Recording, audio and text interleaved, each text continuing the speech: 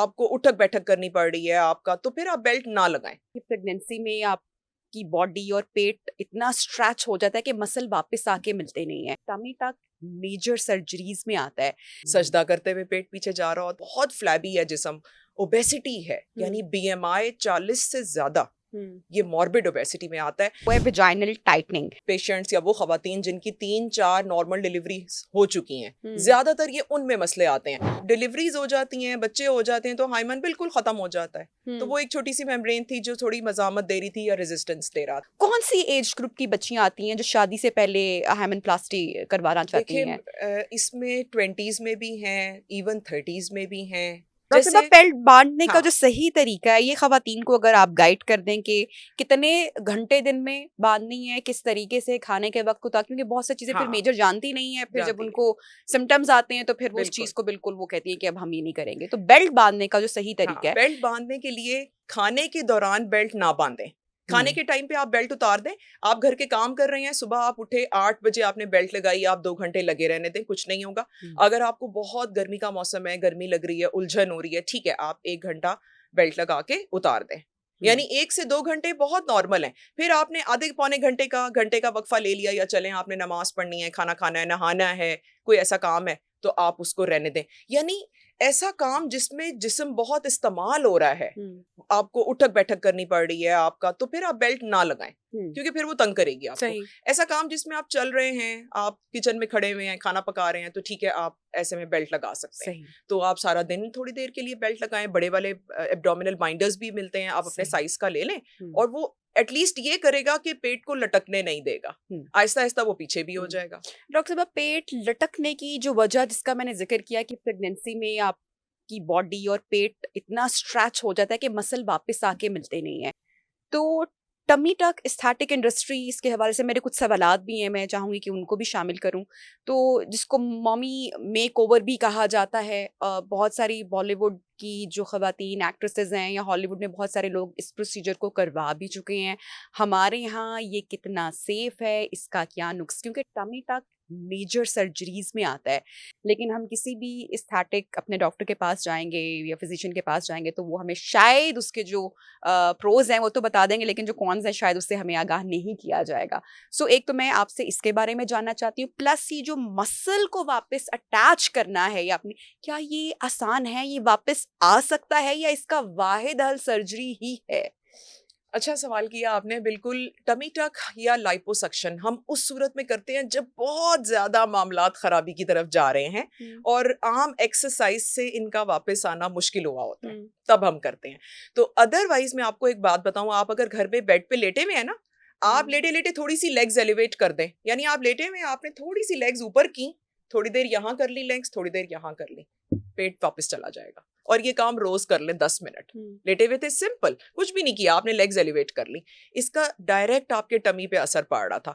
अच्छा, नमाज हम पढ़ते हैं, रुकू करते हुए पेट पीछे जा रहा होता है, सजदा करते हुए पेट पीछे जा रहा होता है। अल्लाह ने तो नमाज ऐसी एक्सरसाइज बना दी 5 टाइम कि वही एक औरत घर में बैठे बैठे कर लेना अगर सारी रकातों के साथ अच्छी तरह, फिर आप थोड़ा ज्यादा टाइम ले लें, आप रुकू 2 सेकंड 3 सेकंड और ज्यादा कर लें, सजदा 2-3 सेकंड्स बढ़ा ले, पेट पीछे चला जाएगा, निकलेगा ही नहीं, आगे नहीं आएगा। रोज उसको ये वाला स्ट्रेच पड़ रहा है, तो ये फायदा देगा, टमी पीछे कर देगा। फिर लेकिन बहुत फ्लैबी है जिस्म, ओबेसिटी है, यानी बीएमआई 40 से ज्यादा, ये मॉर्बिड ओबेसिटी में आता है। ऐसे केसेस में फिर हम टमी टक या लाइपोसक्शन करते हैं कि जहां बात जिंदगी के ऊपर आ जाए, क्योंकि इतना मोटापा कार्डियोवैस्कुलर डिजीज करेगा, दिल का मसला, शुगर का मसला, फिर हम जाते हैं इन चीजों की तरफ। यानी एक आम जिस्म 60-65 किलो 75 किलो हाइट के हिसाब से, हाइट के हिसाब से, हाइट अगर दरमियानी है 5 फुट 2 इंच 4 इंच, और उसके साथ अगर 70 75 80 वो ठीक हो जाएगा। जो ओवर 100 है उनके लिए ओवर 100 है, 125 लाइफ चेंजिंग इवेंट हो सकता है उनके लिए। इसका कोई नुकसान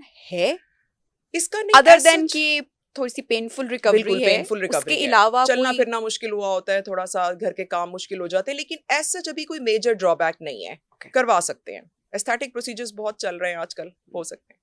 डॉक्टर अभी का चूंकि हम एस्थेटिक इंडस्ट्री की बात कर रहे हैं, प्रोसीजर्स की बात कर रहे हैं, तो एक प्रोसीजर जो कि बहुत हमें कॉमन और नॉर्मल अब दिखाई देता है वो है वेजाइनल टाइटनिंग।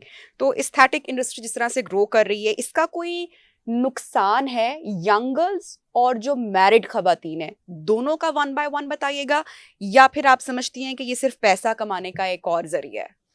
सबसे पहले मैरिड लोगों का बताऊंगी, यानी कि यंग गर्ल्स तो नहीं, वो लोग जिनके 4 बच्चे, 3 या 4 नॉर्मल डिलीवरीज हो चुकी हैं और अब उनको लगता है कि वेजाइनल लैक्सिटी आ गई है, मियाँ बीवी के ताल्लुकात में थोड़ी सी डिफ़िकल्टी महसूस हो रही है, तो वो ज़रूर आते हैं हमारे पास और हम वेजाइनल टाइटनिंग करते हैं। सर्जिकली भी होती है, लेज़र के थ्रू भी होती है और इसका कोई नुकसान नहीं है, कर सकते हैं। लेकिन जैसे मैंने कहा कि वो पेशेंट्स या वो खवातीन जिनकी 3-4 नॉर्मल डिलीवरी हो चुकी हैं, ज़्यादातर ये उनमें मसले आते हैं।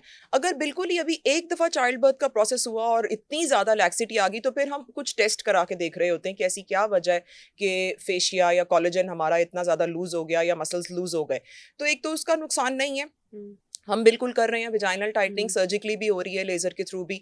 अब जो यंग गर्ल्स की आपने बात की, या वो लोग जो अनमैरिड हैं और उसके बाद टाइटनिंग का प्रोसीजर करवा रहे होते हैं, या हाइमेनोप्लास्टी, ठीक है, बाहर की कंट्रीज में तो था, ऑनेस्टली पाकिस्तान में भी अब बढ़ गया है सही, कि शादी से पहले अगर जैसे अनमैरिड लोग हैं, रिलेशनशिप में थे और अब शादी से पहले उन्होंने कोई ऐसा एस्थेटिक प्रोसीजर करवाना है, तो उसके भी सच नुकसानात नहीं है। जैसे हाइमेनोप्लास्टी हो गया, वेजाइनोप्लास्टी हो गया, तो वो भी हम करते हैं।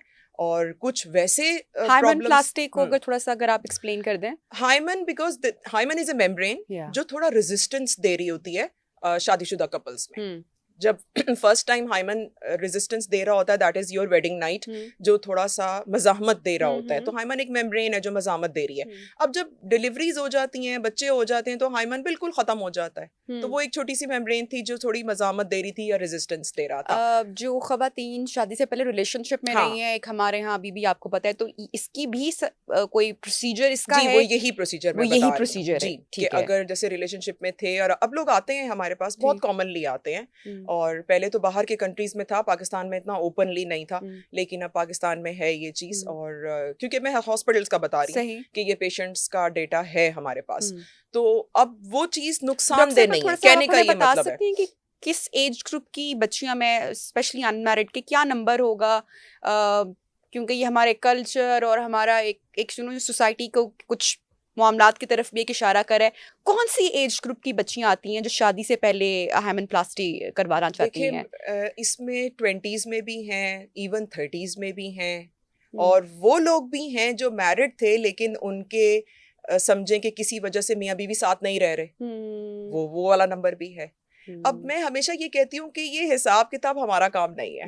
हिसाब किताब करना या सवाल इस तरह का पूछना या किसी को टॉन्ट करना, ये हमारा काम नहीं है। लेकिन इससे कि हमें, चूंकि बहुत सारे लोग देख रहे हैं कि जो माशरे में एक बिगाड़ पैदा हो रहा है, उसको सही करने के लिए एक अवेयरनेस पॉइंट ऑफ व्यू के लिहाज से, उसके लिए मैं आपको बताती हूँ, उसके लिए माँ बाप को बच्चों की जल्दी शादी करनी चाहिए। मैं ये हर प्लेटफॉर्म पे ये बात कहती हूँ कि प्लीज आप बच्चों की शादी जल्दी कर दें, उन्हें इम्तिहान में मत डालें। जितनी भी पढ़ाइयाँ हैं, जितनी भी जॉब्स हैं, वो सब हो जाएंगी, शादी के साथ हो जाएंगी। डॉक्टर्स भी तो पढ़ते हैं, हमने खुद किया हुआ है, शादियां हो गई, इम्तिहान दे रहे हैं, बच्चे भी इम्तिहान दे रहे हैं, हम भी इम्तिहान दे रहे हैं।